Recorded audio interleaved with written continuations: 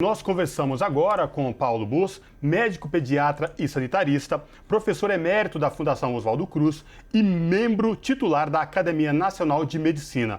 Boa noite, professor Paulo Bus, seja muito bem-vindo. Boa noite, um prazer falar com vocês e com seus ouvintes e telespectadores. Professor, o prazer é todo nosso. E eu gostaria que o senhor trouxesse para a gente aí um panorama dessas últimas semanas aí da pandemia no Brasil. Lembrando que a gente vive numa gangorra, né? Flexibiliza, depois toma medidas para conter as pessoas circulando, enfim, e a população fica incerta sobre o que fazer. Eu queria que o senhor trouxesse para a gente um panorama de tudo isso que está acontecendo e se de fato, professor, o Brasil caminha para a terceira onda da doença. Bom, nesse momento nós estamos com um declínio no número de casos e de mortes.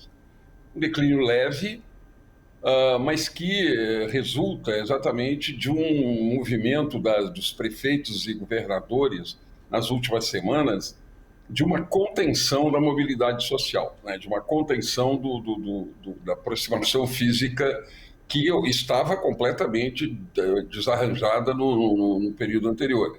O efeito foi positivo, houve uma pequena redução nas transmissões e uma pequena redução também nas mortes, mas ambas ainda estão num patamar muito elevado.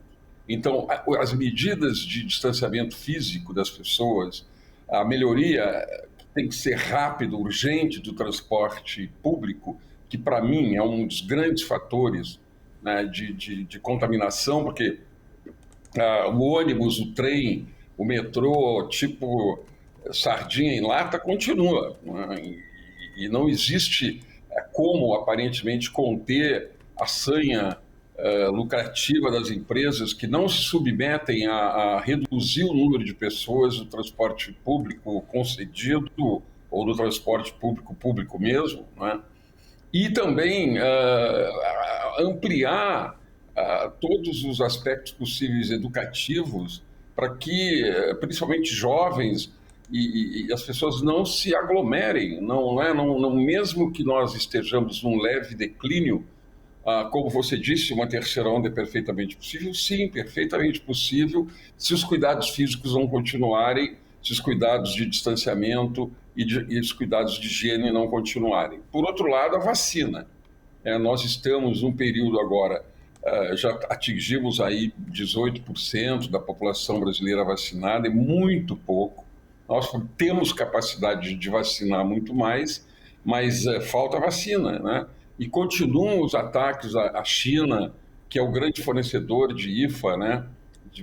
Do princípio ativo das vacinas.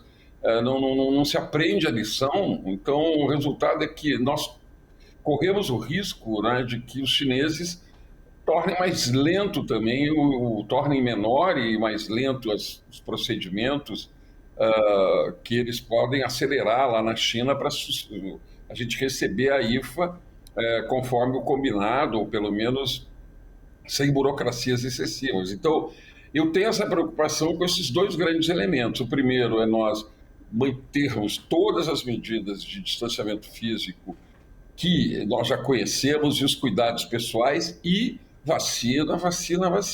Mas que vacina depende da chegada de IFAs, porque Butantan e Fiocruz têm todas as condições de fazer as vacinas, desde que o fluxo permaneça contínuo, não haja atrasos, não haja solução de continuidade, a chegada desse tão importante insumo para preparar as vacinas que vai ajudar a controlar a pandemia, né? Professor, gostaria de insistir um pouquinho sobre essa situação que o senhor mencionou, né, en passant, sobre a insistência do presidente Jair Bolsonaro em falar da China, especialmente um termo que ele usou nesses últimos dias, guerra biológica, né, além da questão do impacto político, né, e muito prático sobre o quanto isso pode estar impactando na chegada de insumos, medicamentos, e aí essa é a minha primeira pergunta. O quão surreal é a expressão guerra biológica, tecnicamente falando, enfim? Completamente desproporcional à realidade, distante da realidade, né? O presidente não tem ajudado nada com as suas declarações, absolutamente nada. porque a China tem sido um parceiro comercial importante para o Brasil desde sempre, é um grande importador das nossas commodities e tal. E, por outro lado, quando começa a pandemia, é na China que mais rapidamente se produz, se estabelece a produção dos protetores individuais, dos respiradores, das máscaras, etc. Porque a China é um capitalismo de Estado, vamos dizer assim, né? E eles têm um poder de planejamento e disciplina imposta, evidentemente, por esse poder do Estado chinês, mas com um tipo de operação de fábricas, de indústria e de ciência e tecnologia, né, extremamente curioso, ou extremamente cativante de se conhecer, de se tentar conhecer. Né? Os chineses têm sido um exemplo de recuperação econômica, a prospecção e avanços e inovações tecnológicas, capacidade de produção, eles rapidamente se articularam e passaram a produzir máscaras e outros elementos para serem utilizados na pandemia e foram generosos no sentido de mandaram para a Europa. Ou seja, não existe nenhuma hipótese, né? Eu não vejo hipótese de fragilização nesse empenho da China contribuir para o controle da pandemia, e muito menos guerra biológica. Eu não sei de onde sai esse argumento. A Organização Mundial da Saúde mandou um grupo de cientistas muito importantes, já chegaram desse levantamento há mais de 30 dias, tá? E eles foram taxativos. Já se publicou isso em todos os lugares. Este vírus não é um vírus artificial, não é um vírus produzido por laboratório, não foi intencionalmente difundido. Então, é uma coisa espantosa que uma pessoa que é o presidente dessa nação tenha alguns delírios, eu diria, do ponto de vista das imagens que ele joga quando dá entrevistas. E esse da guerra biológica é mais uma fake news absoluta que não poderia ser difundida por um homem que ocupa uma posição tão importante como a de presidente da República do nosso país. Professor, os primeiros imunizantes começaram a ser aplicados na população mundial ainda no final do ano passado. Aqui no Brasil, a gente começou com da parceria do Butantan e a Sinovac, depois veio a AstraZeneca, produzida em parceria envasada lá na Fiocruz, no Rio de Janeiro, e agora chegou no Brasil os primeiros lotes da Pfizer-BioNTech.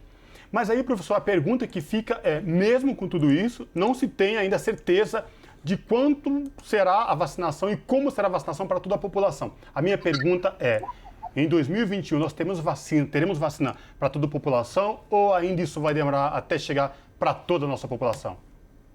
Eu sou otimista, eu acho que teremos. A Fiocruz está decolando, está vamos dizer, em voo de cruzeiro, já produzindo em torno de 1 milhão de doses por dia. Se nós calcularmos que passamos 100 dias, nós temos 200 e tantos dias pela frente, então vamos ter, a Fiocruz vai cumprir o seu papel, vai cumprir o seu compromisso de 200 milhões de doses esse ano, né? 100 milhões até o final de julho e 100 milhões no segundo semestre, já com a matéria-prima produzida por nós mesmos, né? O Butantan tem dado um extraordinário exemplo de um instituto comprometido com a saúde dos brasileiros, não tem dúvida alguma.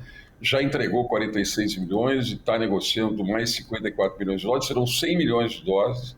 Então, nós temos a capacidade interna no Brasil de produzir a vacina que os brasileiros precisam. O que nós não precisamos é que ninguém atrapalhe as relações que nós temos com essas empresas e com os países onde essas empresas terceirizaram sua produção. O caso da Pfizer, a vacina não é chinesa, da AstraZeneca. A vacina é da AstraZeneca Oxford, por um acordo tecnológico com a Fiocruz, nós estamos produzindo aqui, mas a fábrica do produto, do IFA, né, do produto ativo, é uma fábrica localizada em território chinês.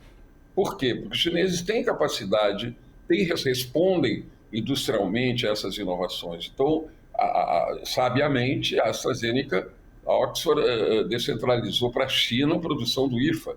né? E descentralizou para o Brasil a produção da vacina pronta. E agora nós vamos receber a tecnologia para produzir também o IFA. O Butantan, com a Sinovac, já fez essa negociação, também vai receber.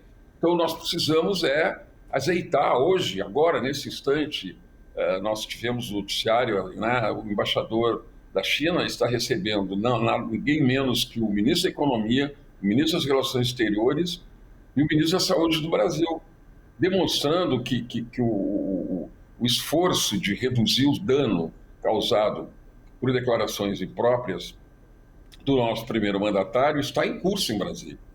Nós esperamos que isso aconteça. Então, para responder definitivamente, sim, se as coisas correrem como estão programadas, se ninguém atrapalhar, os chineses serão capazes de cumprir os compromissos conosco, sim, nós seremos capazes de cumprir os compromissos com a sociedade brasileira, de dar produzir vacina suficiente para todos os grupos que estão programados para serem vacinados, sim. Então, eu sou otimista e confio mesmo que a gente vai alcançar esse benefício tão importante para controlar a pandemia no Brasil.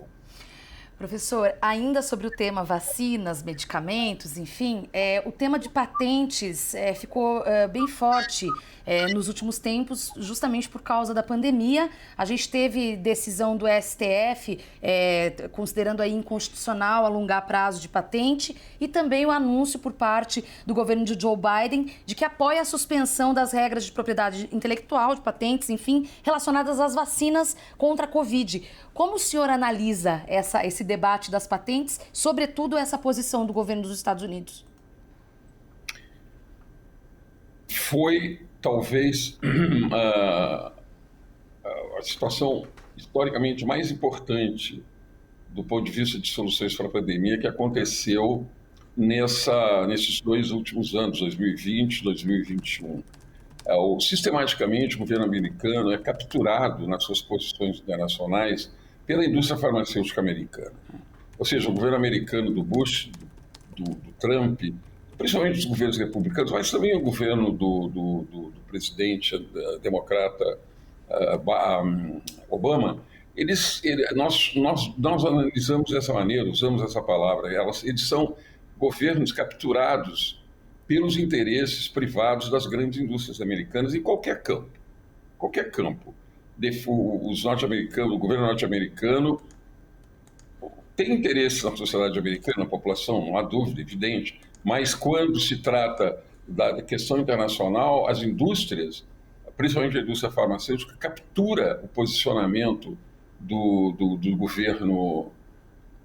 governos norte-americanos, os estadunidenses, melhor dito, porque Norte América é mais do que Estados Unidos, e as posições internacionais dos Estados Unidos históricas são nenhuma flexibilização na área de patente, nenhuma. Propriedade intelectual é um tema sagrado para os interesses norte-americanos. Dessa vez, o presidente Biden, surpreendentemente, ele produz, a meu ver, uma fissura definitiva na coraça de toda a estrutura jurídico-legal da questão da propriedade intelectual global e daqui para frente. Porque ele aceita discutir a flexibilização em situações de pandemia das patentes de tudo, não apenas das vacinas, mas de todos os insumos necessários para controlar a pandemia.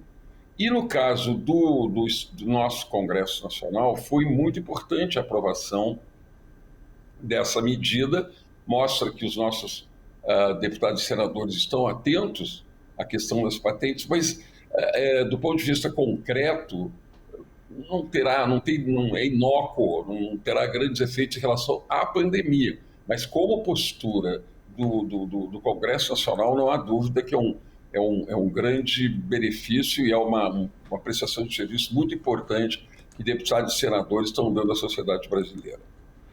Agora, professor, a minha pergunta para o senhor diz respeito ao surgimento de novas variantes, né? Esta semana já se soube que surgiu uma nova variante no Rio de Janeiro. Se o Brasil não se organizar para vacinar essa população, garantir enquanto não chegue para todo mundo distanciamento social, que as pessoas consigam ter segurança, o Brasil corre o risco de surgimento de novas variantes? Deixa eu só fazer uma correção que eu gostaria muito. Eu acho que chamar de distanciamento social não é bom. A gente tem que chamar de distanciamento físico entre as pessoas, né? E muita aproximação social por outros meios, seja por acenos, seja pela internet, pelo telefone. Nós temos que ter aproximação social. As pessoas não podem ficar solitárias nessa pandemia, tendo que ficar distantes fisicamente de quem gostam, dos amigos, dos parentes. Então, vamos começar a usar a palavra distanciamento físico e aproximação social. Isso é muito importante, a meu ver. Com isso eu me perdi com relação à centralidade da sua pergunta. Sobre o surgimento de possíveis novas variantes, uma vez que já no estado do Rio de Janeiro foi detectada uma nova variante, professor. Sim, não há dúvida de que quanto mais casos acontecem, mais transmissão você tem, mais chances de aparecer variantes novas existem, né? Nós temos mais variantes do que essas que já estão detectadas. Pode ter certeza disso. Vão aparecer novas variantes. Enquanto nós não reduzirmos a transmissibilidade desse vírus ao nível bem baixo, muito abaixo do que se encontra atualmente, a chance de aparecer, como apareceu essa variante P2, etc., nós vamos ter abundantemente. Essas chances continuam estando presentes, quanto mais transmissão a gente tiver, portanto, o maior número de casos, né, que indicam a transmissão. Então, nós temos que, não é só a vacina que vai resolver, o distanciamento físico, as medidas de higiene, isso tudo reduz a transmissão. E reduzindo a transmissão, reduz a possibilidade de surgir novas variantes. E a vacina é mais um recurso que nós temos para reduzir a transmissão. Quanto mais pessoas vacinadas, menos chance o vírus tem de circular, porque as pessoas são resistentes a ele. Mas não esqueçamos que nós podemos ter casos assintomáticos. Pessoas que não têm sintoma nenhum, não têm tosse, não têm febre, não têm nem coriza e estão podendo transmitir o vírus. Claro que a carga viral nesse caso é muito menor, então a transmissão também é muito menor. Mas não tenham dúvida, nós precisamos manter todas as medidas, mesmo as pessoas vacinadas, todas as medidas que foram recomendadas até agora. E, sobretudo, a responsabilidade maior cabe às pessoas que mais têm necessidade de circular. Se você tem necessidade de circular, não é para ir a um bar, você não tem que ir a um bar, não tem que se juntar um monte de gente no lugar fechado, ou um monte de gente no lugar aberto muito próximo. Não deve, não pode, é contraindicado. As pessoas que têm que circular, elas têm que ter o estímulo de manter, digamos, prudentes comportamentos, como usar máscara sempre, de uma forma correta. A máscara tem que cobrir direitinho, não pode ficar tocando na máscara. Se for tirar a máscara, tirar assim e não assim, para não ter o contato com a umidade, né, onde o vírus pode ter se instalado. Então, essas medidas todas que nós estamos falando, os profissionais de saúde há tempo, desde o início da pandemia, têm que ser mantidas, e a gente tem que também, nós temos que produzir a vacina, entregar a vacina, e as pessoas devem se vacinar. Por favor, não se movimentem contra a vacina. Se lá, por a razão que for, você achar que não deve vacinar, é contra a vacina, mas não propague essa sua posição, porque ela não está certa e ela vai prejudicar outros. Então vamos manter o distanciamento físico, vamos vacinar e vamos apoiar o Sistema Único de Saúde, que está fazendo um esforço enorme para reduzir o número de mortes, mitigar a circulação desse vírus, reduzi-la, né, e mitigar o sofrimento da nossa população. Tá certo. Recado dado, gostei. Distanciamento físico, também, professor. Começamos a usar a partir de agora. Distanciamento físico, professor. Muito bom. Com certeza. E com isso, quero agradecer demais o professor Paulo Bus, médico pediatra e sanitarista, professor emérito da Fundação Oswaldo Cruz e membro titular da Academia Nacional de Medicina. Professor, prazer imenso falar com o senhor e até uma próxima oportunidade. Muito obrigado e parabéns pelo excelente trabalho que vocês prestam a essa comunidade enorme aí da Grande São Paulo. Obrigada.